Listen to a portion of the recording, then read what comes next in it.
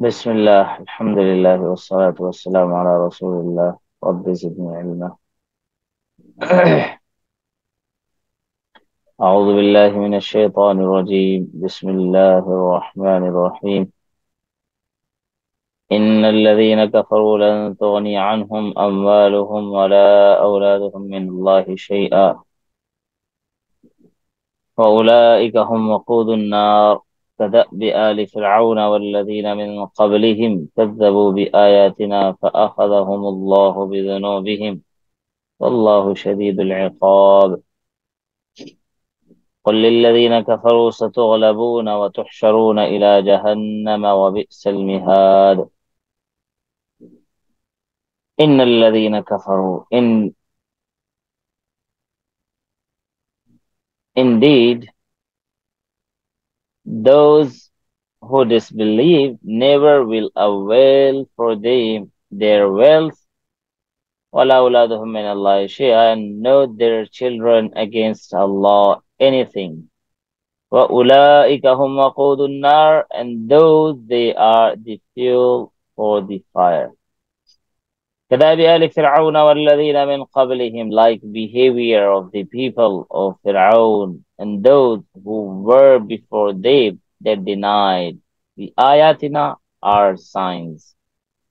فَأَخَذَهُمُ اللَّهُ بِذُنُوبِهِمْ, so Allah seized them for their sin.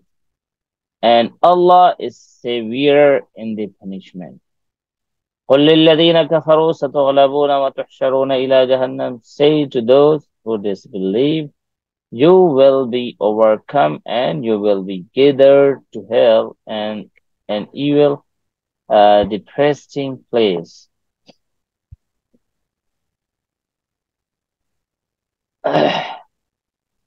So, the sequence is, the text now shifts from the verbal confrontation with disbelievers on the warning about the coming physical encounter as pointed out in verse 12. You shall soon be overcome by Muslims, while the verses earlier 10 and 11 serve as the introduction. Some readers of verse 12, قُلْ لِلَّذِينَ كَفَرُوا سَتُغْلَبُونَ, just cited above, قُلْ لِلَّذِينَ كَفَرُوا سَتُغْلَبُونَ وَتُحْشَرُونَ إِلَى جَهَنَّمَ, may have some doubt about disbelievers being overcome, because this is not the case with all disbelievers of the world, but this doubt is just is unfounded.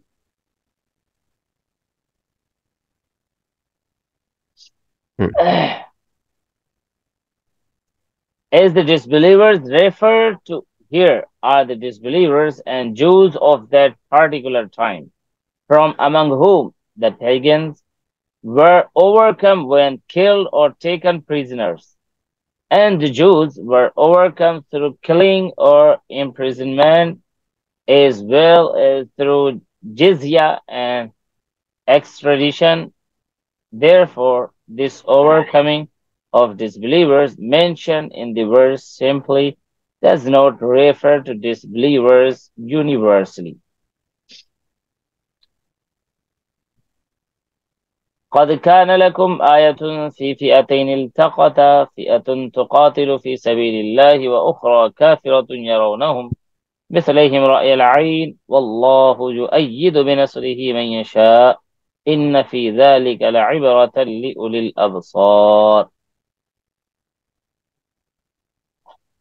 Surely it was for you a sign in the two army groups which made فئة تقاتل في سبيل الله, one group fighting in the way of Allah, وأخرى كافرة يرونهم, and another disbelievers, they were seeing them twice of them, مثليهم رأي العين, with their eyes.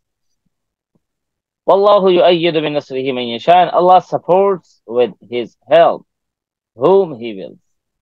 إن في ذلك لعبرة لأولي الأبصار, indeed in that surely is a lesson for the owners of vision.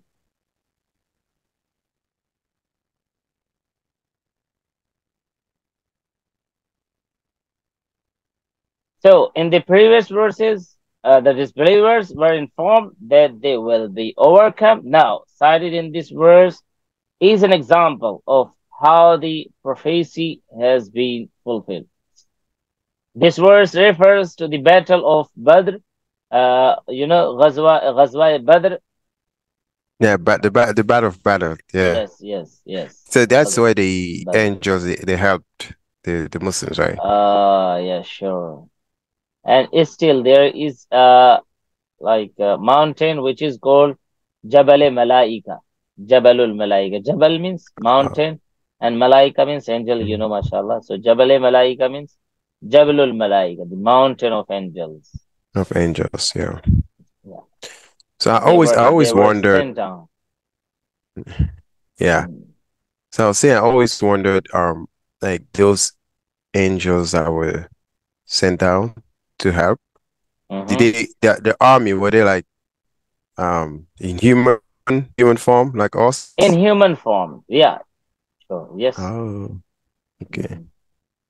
That's why in one of the hadiths, I remember that a companion of the Prophet sallallahu alaihi wasallam, one of the Sahaba, he said, "I have not seen this person, but he's flawless. Like he's coming after this kafir, this one, this one, this one. Who is this? I mean, he's a great fighter. I can see, but I have never seen him." So later, he just knew about that he was an angel. Okay. Yeah, so it was the help from the Allah Almighty. So this verse refers to the battle of Badr, in which the disbelievers had about 1,000 men, 700 camels, and 100 horses, while the Muslim Mujahideen were just over 300, having a total of 70 camels, 2 horses, 6 armors, and 8 swords. Just 8 swords. The encounter was certainly strange, as each combating group saw the opponent being twice its own numbers. Deciding for so many Muslims inspired awe in the hearts of the disbelievers, while Muslims who saw the disbelievers as twice of them turned to Allah more fervently. They had hope of Allah's help and ultimate victory because they had placed their total trust in Allah, were steadfast and sincerely believed in the promise of Allah revealed to them in the words in yakum minkum mi'atun sabiratun yaghlibu mi'atayn. Allah says, if there be among you 100 patient ones, they shall overcome 200. If the actual number of disbelievers, which was 3 times more than their own, were to be realized by Muslims, they may have been overawed. This state of citing the numbers of the other group is twice its own was at particular time. At another time, each of the two combating groups feel the other one is low in numbers, as it would appear later, inshallah, in Surah Al-Anfal. To sum up, it can be safely said that making a small group of people with very little to fight against a much stronger group and score a victory, as prophesied in Mecca, is an unusual event full of lessons for the observant and the discerning. Hmm. It was Ghazwatul Badr, which was occurred, I think, on 17th Ramadan. 17. Okay. Yeah, 17th. The fast was 1/7, and this war was occurred in Ramadan. Ghazwatul Badr, Jang Badr. Mhm. And and Allah Almighty just gave ultimate victory, and like it was just shut and open and shut case. Yeah. Yes, Subhanallah. Just 300 people, with they have no sword, no more horses, just some like 8, 10, or some camels, and in front of them there was a huge like 100,000 people, and they were laced, they were just armed, uh, which they could do that time. I mean, like sword and the other, uh, you know, the other Yeah. like what we should say about the sources, like you can kill the person who is just standing in front of you.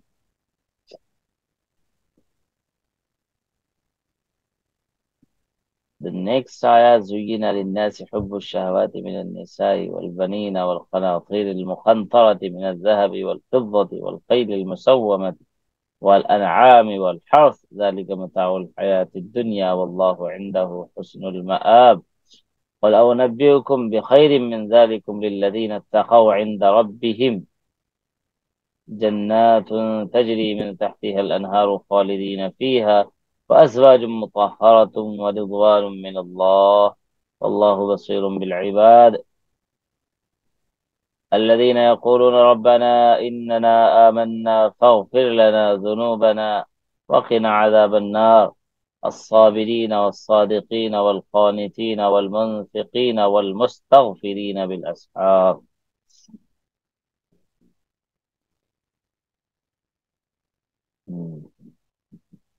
Suyina linnas, beautified for mankind is love, love of the things they desire, of the woman and the sons and the heat, the stored up of the gold and the silver and the horses, the branded al-musawwama, wal-an'am and the cattle, wal-harth and the till land.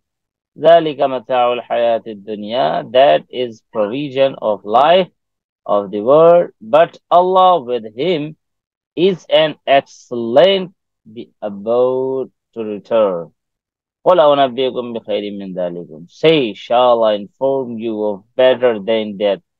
For those who feared with their Lord are gardens, flows from underneath them, the rivers, خالدين فيها, abiding forever in it, وأزواج مطهرة, and spouses pure, ورضوان من الله, and approval from Allah, والله بصير بالعباد, and Allah is all seer of his slaves.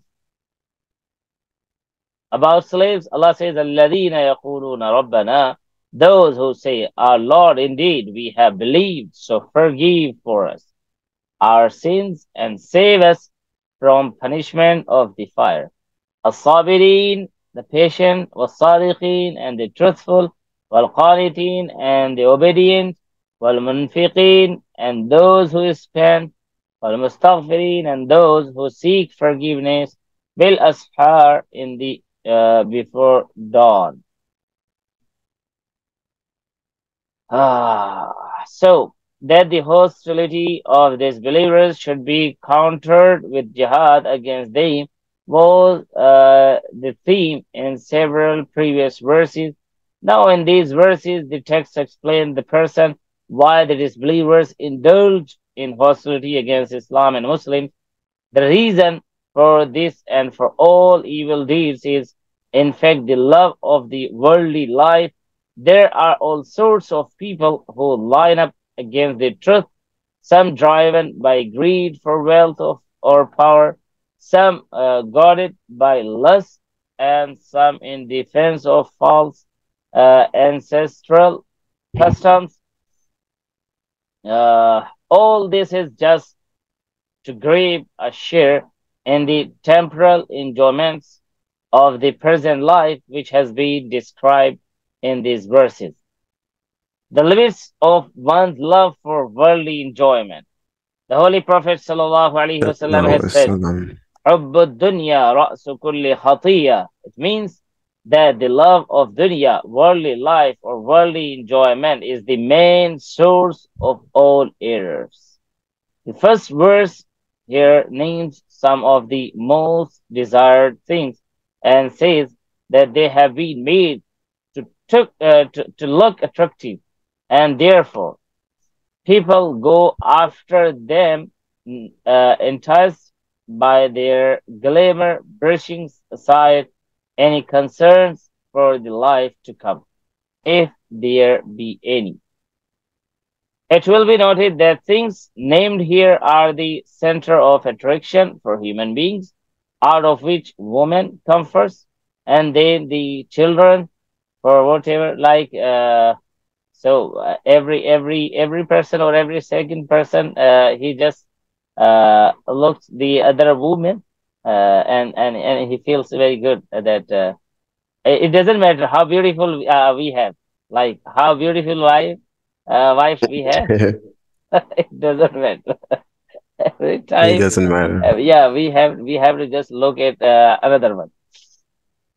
So that's why woman comes first, and then the children, and it was one of the big fitna. Children as well, Yeah. because many things, people don't understand what is lawful or unlawful, because they have to feed their children. So for them, they can do anything. Like many people say, I can do for my family anything at any cost, anywhere, anytime. It doesn't matter what is that. So Allah says that children, for whatever man goes about procuring, is because of the needs of his family, wife, and children to share it with him. Then come other forms of wealth and possessions, gold, silver, cattle, and tillage, which attract people secondarily. Why has man been made in a way that he is temperamentally traced to these things? The answer is that Allah has done so in His ultimate wisdom. Let's consider. 1. If man was not naturally inclined to, and even enamored with these things, all worldly business would have gone topsy-turvy. Why would some sweat on farms and fields? Why should a wage earner or an entrepreneur burn themselves out in an industry, or a businessman would put his capital and labor in buying and selling things? The secret was that the people of the world were made to grow and survive through this instinctive love for such things, whereby they would go about collecting and preserving these. The worker goes out to earn some money. The well-to-do goes out to hire a worker for his job. The trader brings forth his best merchandise for display, waiting for a customer to earn something from. A customer goes to the shopping mall to buy things he needs to live or be happy with it. Uh, if we think about it, we shall realize that it was the love for what is desirable in this mortal world which brought them out of their home, and in this silent process gave the world a strong and ongoing social system. There is yet another element of wisdom behind it. If man had no liking for the blessing Mhm. he finds in the mortal world, he would obviously have no taste or desire for blessings promised in the world to come. That being the case, why would he ever take the trouble of doing what is good and thus become deserving of paradise, and not doing what is evil, and thus become safe from hell. So there is still another element of wisdom which is more significant for consideration here. It is not that man with love for these things in his heart has been put to a test as to who becomes engrossed in the enjoyment of the present life and forgets the life to come, and who comes to realize the real, the temporal nature of these things, shows concern for them only in proportion to his needs, and then channels all his efforts into deeds that would make his next life good and safe. The wisdom behind the adornment of such things has been pointed out elsewhere in the Holy Quran itself. Allah says, "Inna ja'alna ma'al al-ardi zinatan laha linabluwahum ayyuhum ahsanu amala." We made whatever there is on the earth its adornment, so that we can test as to who among them acts best. Mhm. Inna ja'alna ma'al al-ardi zinatan laha. The verse cited above clearly shows that the glamorizing of such desirable things is an act of God based on many wise considerations. However, as for verses where such glamorization of things has been attributed to shaitan, for example, زَيَّنَ لَهُمُ الشَّيْطَانُ أَعْمَالَهُم, the shaitan has made their deeds look attractive to them. There, the reference is to things that are evil religiously and rationally, or the preference and the reference is to a false sense of adornment, which is evil because it transgresses the limits set by Allah. Otherwise, it is not absolutely bad to adorn the lawful things. In fact, there may be a few benefits in doing so. Therefore, this act of placing attraction and things in some verses has been attributed to Allah as tested, as stated above, before, like we have done already. Alhamdulillah. Let's summarize our discussion now so far and see how it works for us in our practical life. We now know that Allah created in His grace and wisdom all good things of life in this world, made them look attractive and worthy of man's effort to acquire them so that man can be tested. This is one of Allah's many acts of wisdom to see whether the man gets swayed by the glamour of the fleeting enjoyment of things and remembers the creator of these things, or the man forgets the very creator of his own being as well. Aided by this realization, does man make these things a medium through which to know and love Allah?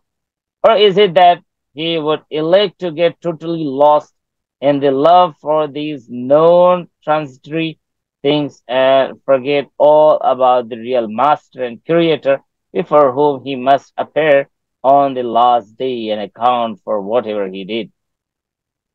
So, on the one hand, is a person who has the best of both worlds.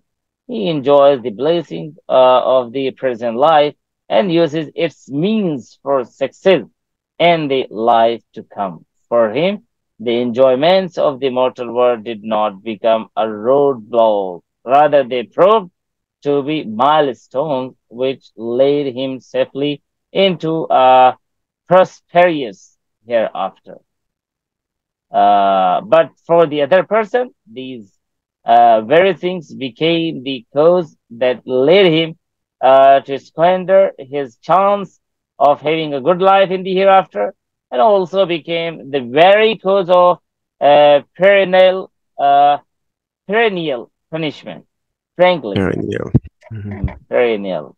If we were to look a little deeper, we would realize that these things become a sort of punishment for him right here, in this world as well. For such people, the Holy Quran says, فَلَا تُعْجِبْكَ أَمْوَالُهُمْ وَلَا أَوْلَادُهُمْ إِنَّمَا يُرِيدُ اللَّهُ لِيُعَذِّبَهُمْ فِي الْحَيَاةِ الدُّنْيَا.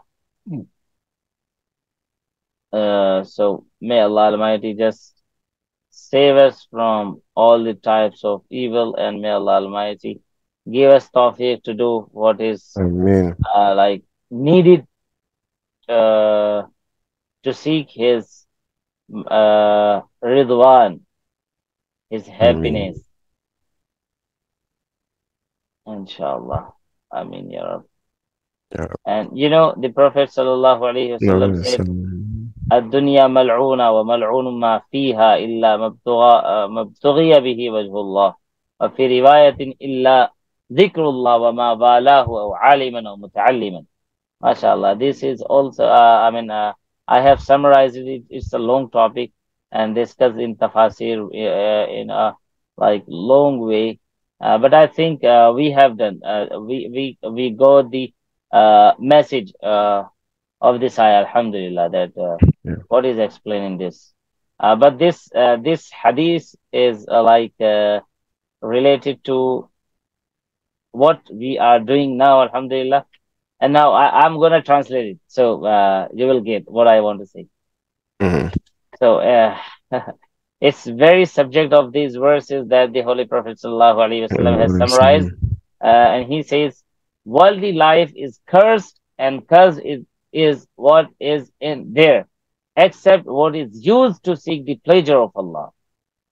According to another narration, except the zikr, remembrance of Allah, and what Allah likes and accept, alim, religious scholar, and talib ilm means student in religion. So this hadith has been reported by Ibn Majah and Tabrani on the authority of Sayyidina Abu Huraira radiallahu ta'ala. Means, alhamdulillah, Allah also likes us. Aliman or muta'alliman. You know, alim, religious scholar, and muta'allim means a student of religion. Okay. Who is gaining some knowledge, who is trying to be expert in the about the book of Allah, and he is trying to know what Allah has sent for him in his book, which system he has explained. MashaAllah. May Allah Almighty give us tawfiq to do more and more. Amen. Now it's your time starts now. Mm-hmm. You have to translate. Yes. Ayah 10. Yes. 2. Okay. 10 Yeah. from here. أعوذ بالله من الشيطان الرجيم بسم الله الرحمن الرحيم. Indeed, those who disbelieve, never will their wealth or their children avail them against Allah at all, and those will be the fuel for the fire.